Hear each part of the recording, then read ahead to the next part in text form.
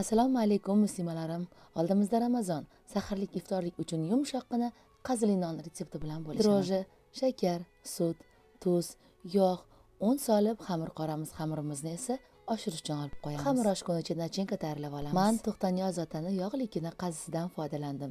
Qazini mayda-mayda qilib to'g'rab olamiz. To'g'ralgan piyozga tuz, murch, mayda to'g'ralgan qazini solib yaxshilab qo'limiz bilan ezib aralashtirib olamiz. Oshgan xamirimizni olib zuvalachalarga bo'lib olamiz. Zuvalachalarimizni videoda ko'rsatilgandek qilib yoyib olamiz.